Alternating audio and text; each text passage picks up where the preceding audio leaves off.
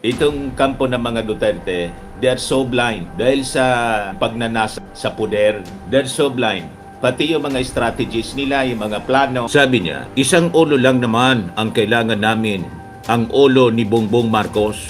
Let's reclaim our country. Give it back to the Filipino people. Mayor Sebastian Baste Duterte, PDP Laban, President. Ito daw yung kanilang mga bagong heroes. Naniwala kayo na sila yung mga bagong hero daw, mga bagong dineclare nila. Ang nag-declare itong abogadong for folks who are still not aware political dynasty equals corruption. Always. Yan post mga kababayan ni Noel Duterte. Anti-Duterte siya, pero Duterte. Nakita ninyo, kahit doon sa okasyon ng sa Davao, celebration ng birthday ni Digong, nagbabagang mga balita at pagtalakay sa mga isyu ng lipunan. Bulsa, opinyon, banat at paglalantad sa katotohanan. Bulsa, what you see is what you get. You decide. So, mga kababayan, kumusta kayo? Ako pong muli si Dante Maravillas. Ditong kampo ng mga Duterte, they are so blind dahil sa pagnanasa sa poder. They're so blind. Pati yung mga strategies nila, yung mga plano, tinitiligraph. Yun mismo yung mga pinagsasabi ni Baste kahapon.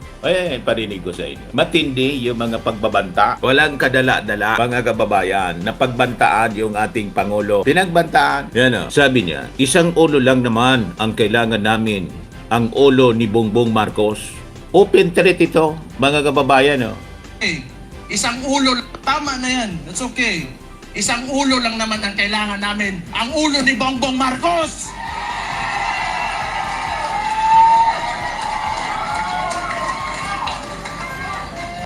Yung ulo, pare-parehas. Gustong sundan yung yapak ng kanyang tatay. Kung hindi ba naman sila, mga kababayan, bulag sa katotohanan. Kung yan ang gusto niyang sundan, di ang ibig sabihin niyan, madideliver din siya sa kulungan. Yun ang ibig sabihin niya. Lahat ganun ang magiging direksyon si Sara, si Baste. Ang sinisigaw mga kababayan ni Baste, they want niya to reclaim. We will reclaim. Bakit? Inagaw ba yung ating bansa? Na yung ating bansa nga, let's reclaim our country and give it back to the Filipino people. Sino maniniwala nito? Ang nag-reclaim ng nagsalba ng ating bansa sa mga Duterte na allied sa China, yung ating Pangulong Bongbong. Kasi yung kanyang tatay, di ba gusto nang gawing province ng China? Gawin na niya ninyo kaming province? Yun ang sabi ng kanyang tatay. So, puro baliktad, mga kababayan, ang sinasabi nila. Ito yung naging speech ni Baste. Let's reclaim our country. Give it back to the Filipino people. Mayor Sebastian Baste Duterte, PDP Laban, President. Yan ang sinabi niya kahapon sa launching ng Rage Coalition. Ang meaning ng RAGE, mga kababayan, acronym siya, stands for Reform Alliance for Good Governance and Accountability. Doon pa lang mali yung representation. Paano naging RAGE yung acronym? Reform Alliance for Good Governance and Accountability. Tapos nakasulat RAGE, R-A-G-E.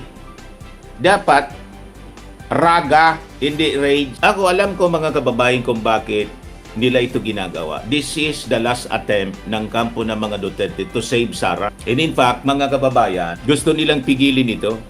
And I think gusto nilang isabotage yung hearing na hindi na matuloy. Ito yung plano nila. Nandun si Leandro Ligarda Liviste kahapon sa Club Filipino. Ngayon, ito yung post niya.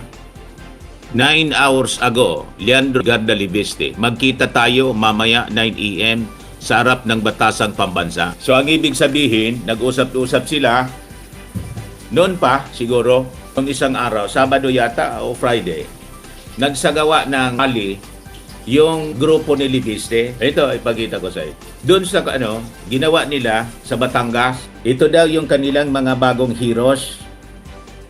Naniwala kayo na sila yung mga bagong hero daw, mga bagong dineclare nila. Ang nag-declare itong abogadong Isabela, na abogadong parang may tama din. Kalimutan ko yung pangalan. Ayaw ko man na kilalanin yung pangalan kasi I think ginagawa niya ito para sumikat sa buong Pilipinas, dumikit sa mga Duterte, possibly baka nag-apply na lumain up sa pagkasenador sa 2028. So, wag na ninyong hindi ko na i-mention. Itong sigaw ng sigaw.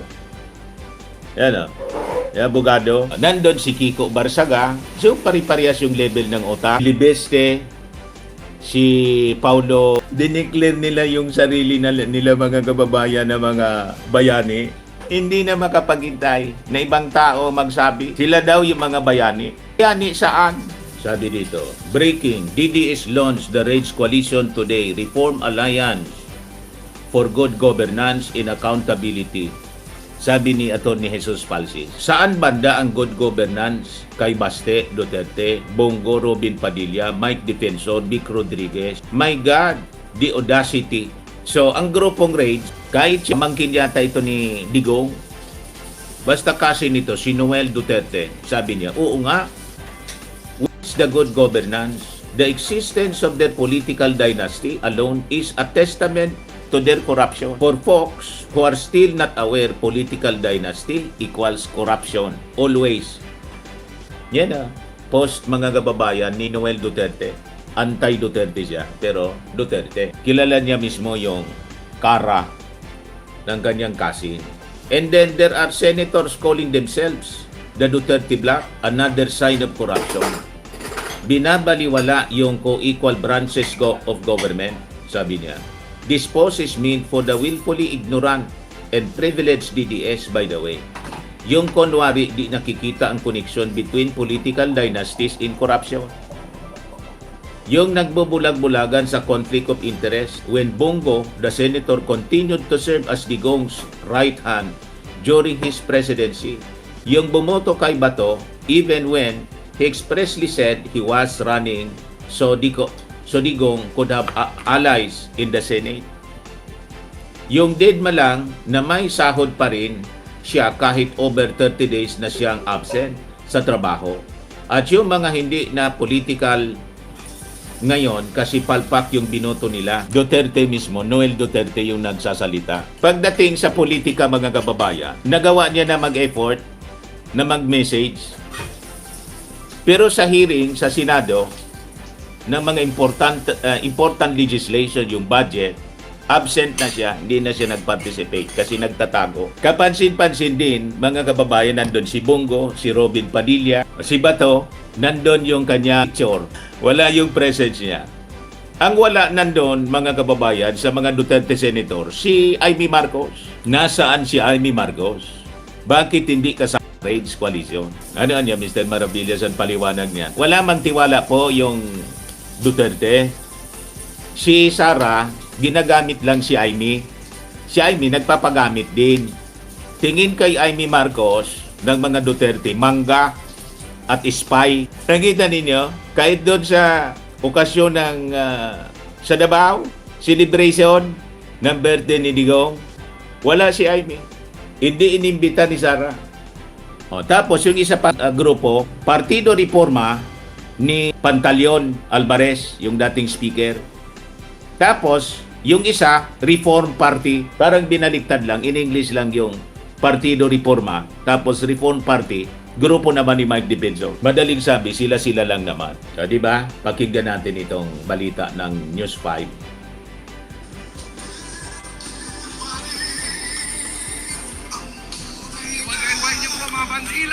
Tingnan niyo, ngumoy-nguya-nguya, oh.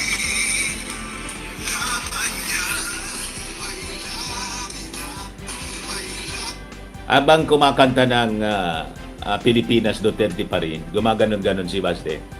Tapos yung mga kasama niya. Tapos ngumunguya-nguya ng chewing gum na tingin natin mga kababayan, talagang gusto niya na kopyahin sa pananalita, pati sa kanyang mannerism. May director siya, pati yung panguya ng chewing gum para branding niya and packaging niya mga kababayan sa politika. Yung magic na nakuha, yung magic ng kanyang tatay, gusto niyang makuha, mailipat sa kanya. Yun ang ating tingin kung bakit ganon.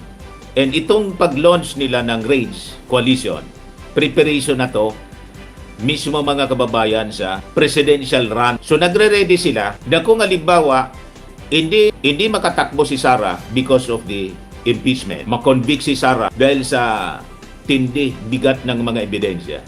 ang itutulak nila si Baste. Gets na ninyo? Tama po yung ating mga analysis. Yan ah.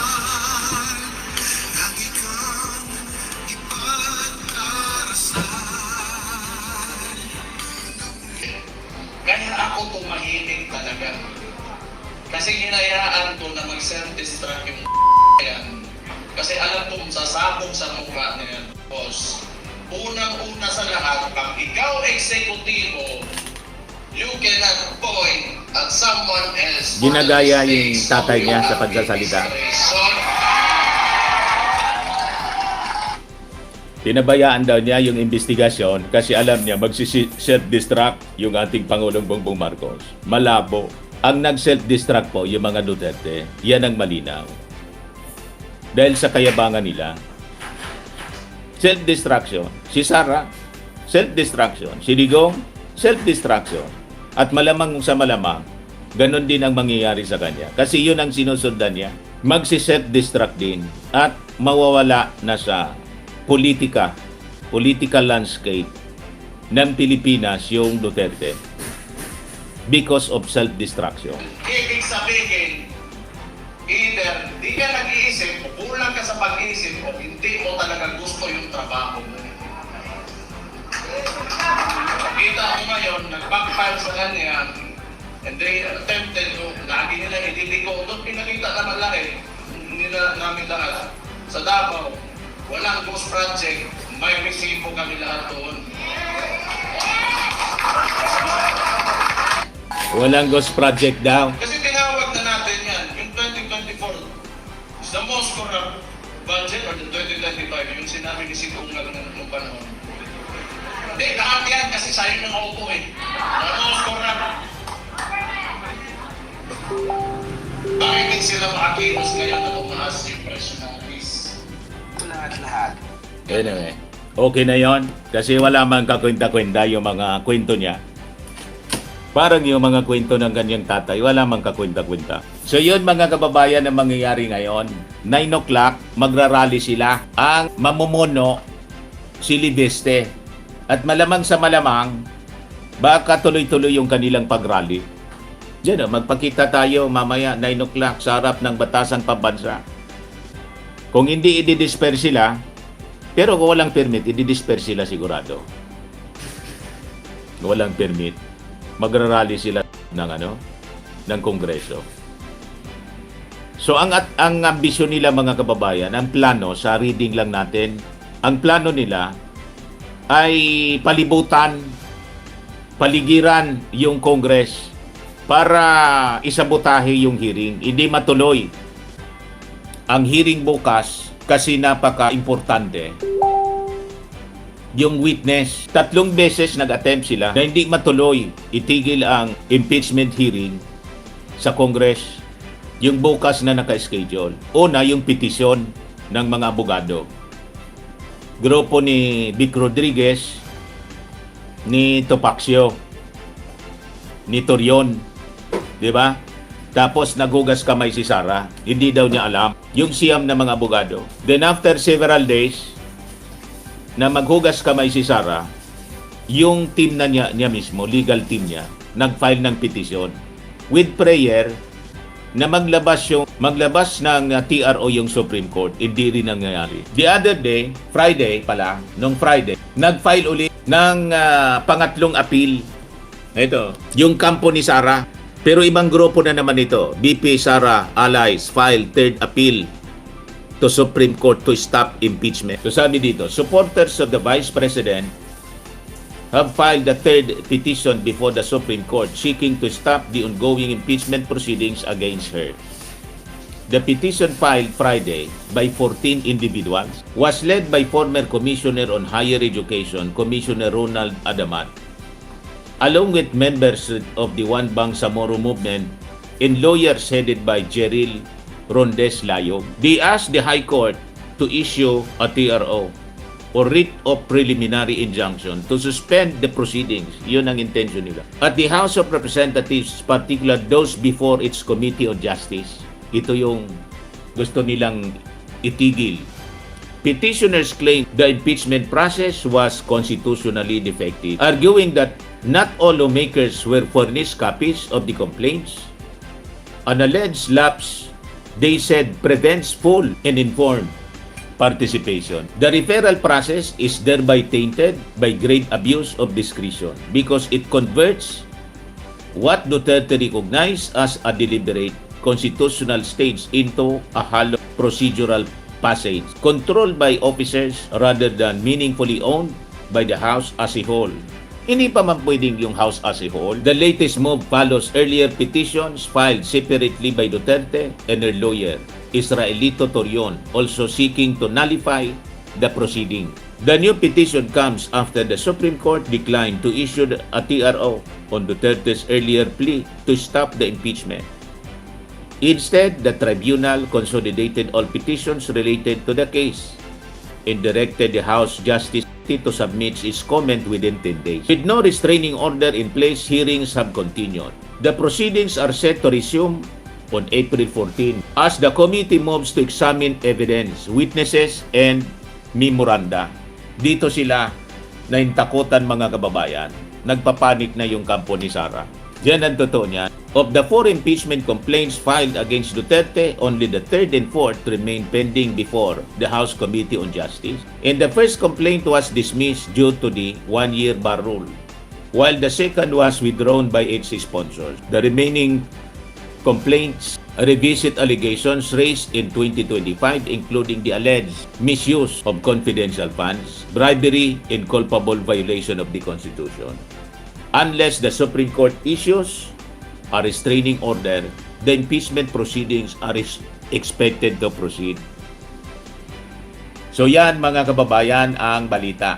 O ngayon, post ito mga kababayan ni Attorney Panelo, Paulo Panelo, shared by Attorney Palsis. Yan o, sabi diyan. As usual, banat muna bago research. Sabi dito ni Attorney Palsis, Attorney Paulo Panelo, lawyer of Sara Duterte, said the House should postpone the hearing on April 14 because of the pending Supreme Court petitions.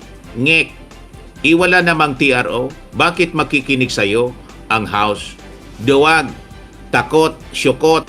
Pero alam naman natin na hindi prudent ang House Justice Committee. So I said in the same interview na itutuloy nila yan. Sabi ko, mabuti na ding matuloy para makita ng Supreme Court Justices na mga impeachable officers din kung gaano kaabusado at illegal ang mangyayari sa House Justice Committee hearing.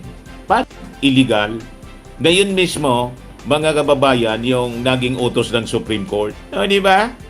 Yan kasi hindi ninyo pinag-isipan na petisyon kayong petisyon. Gumawa kayo ng sarili ninyong problema. Gumawa kayo ng sarili ninyong patibong. Kaya tama ito. Ang dapat nito gawin nitong mga Duterte, magpaturo kayo kay Franklin Drilon. Maganda, nag-book launch si Franklin Drilon. Tama itong sinabi ni Franklin Drilon. Launching ito mga kababayan ng kanyang libro, Abogado, PH, former Senate President Franklin Drilon underscored the importance of sticking to one's principle as he launched Being Frank. Ayan. Yung libro niya. Si Drilon, marami din yung mga kabuktuktan na ginawa sa politika. Pati sa mga projects dyan sa Iloilo. May mga kinasabitan din siya. Pero tama ang kanyang sinasabi. Difficult battles anya are won through principles, not noise or aggression, says Drilon. Ang mga difficult na laban daw na ipapanalo sa pamamagitan ng prinsipyo, tamang prinsipyo, siyempre. Hindi sa pamamagitan ng ingay or aggression, itong tulad ng ginagawa ng rage. Aggression. Aggression against the power. Si Sara yun ang ginawa. Si Digong yun ang ginawa. Iyon ang ginagawa ni Baste. Yung magic ng Marcos, mga kababayan, nandun sa kanilang naturang pagkatao, mabait, hindi pala away. Walang tao na gustong sumama sa mga taong palaaway kasi trouble lang ang aabutin mo dyan. Po, yung ating mga analysis. Nakita ninyo, hindi man pinapansin ng Marcos, ng ating Pangulo, ang mga ginagawa nila na walang tigil na paninira. Didma lang, hindi yung ating Pangulo. Pakinggan natin ang ating Pangulo. Totok tutok na tutok sa kanyang obligasyon sa ating mga mamamayang Pilipino. Lalong na dudurog yung paninira ng kampo ng mga Duterte. Nasabi nila, patay na yung ating Pangulo. Ito, espiritu na lang siguro ito. Kaluluwa na lang nagsalita kahapon. Ang araw po sa ating mga minamahal na kababayan, meron po akong ibabalita sa inyo. Simula Martes, Abril na ang 14, may malaking rollback sa presyo ng langis. Mahigit 20 piso ang ibababa sa diesel. Ang gasolina naman may bawas na 4 pesos 43 centavos kada litro. Kerosene, 8 pesos 50 centavos kada litro ang ibababa. Malaking tulong ito lalo na sa ating mga driver, sa mga commuter at sa bawat pamilyang Pilipino na araw-araw naapektuhan ng mataas ng presyo ng krudo. Hindi pa ito sapat. Kaya tuloy-tuloy naman ang ginagawa ng inyong pamahalaan para maibsan ang epekto nito sa inyong pang-araw-araw na buhay. Hindi po tayo titigil hanggat hindi natin napababa ang gasto sa biyahe, sa pagkain at sa kabuuang pamumuhay ng ating mga kababayan. Sa mga susunod na araw at linggo, may aanunsya po ko na mga dagdag na hakbang at tulong mula sa gobyerno. Hindi nating hahayaang mapabayaan ang bawat Pilipino sa gitna ng mga hamong ito. Kaya tuloy-tuloy ang trabaho ng pamahalaan nang may maramdaman na ginhawa ang bawat pamilya. At yan ang tinututukan namin araw-araw. Maraming salamat po.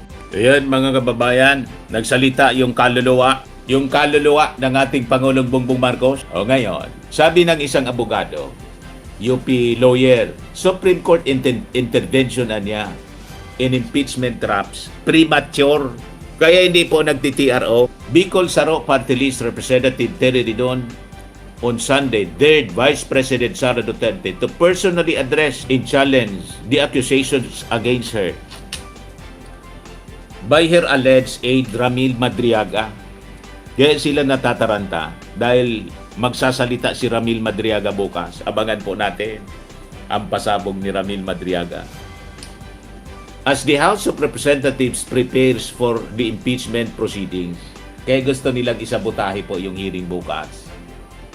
Ridon made the pronouncement the same day Duterte's legal counsel, si Attorney Salvador Panelo, described Madriaga as the supposed weakest link in the impeachment case against the Vice President during a press conference. According to Ridon, it should either be Duterte herself or the actual member of her defense panel who should be making such claims while personally participating in the proceedings.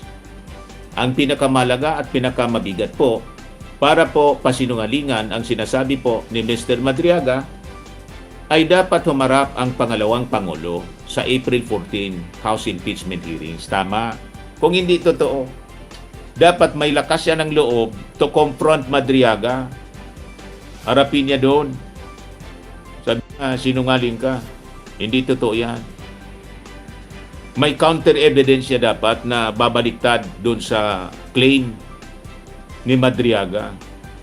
Hindi po sa pamamagitan ng isang press conference ng kanyang abogado. Kasi nga ho, yun po talaga ang plataforma para mabigyan ng pagkakataon ang atin pong pangalawang Pangulo na ilahad ang kanya pong depensa laban sa paratang sa kanyang kure. Ayan lang po mga kababayan. Maraming salamat. Okay po. Ako po si Dante Maravillas. Bye-bye. God bless. Max Framing and Lifting Cream. Pinapahid po sa mga pulses in affected area. Mainam po sa paninigas ng mga kaso-kasuan. Ito naman po, Automax Radiant Serum. Sa mukha naman yung application. Anti-aging po siya. You will look 10 years younger than your age. Sa mga cancer patients naman po, baka lang gusto ninyo itong itry. Neng siya Red Mix Fruit Drink. Hindi mo po siya gamot, food supplement siya. Kaya lang, gawa siya mga kababayan sa goji berry. Yung goji berry may anti-cancer properties. O ngayon, yung mga inquiries ninyo, dumiritso na lang kayo sa aming messenger sa Facebook para masagot namin agad.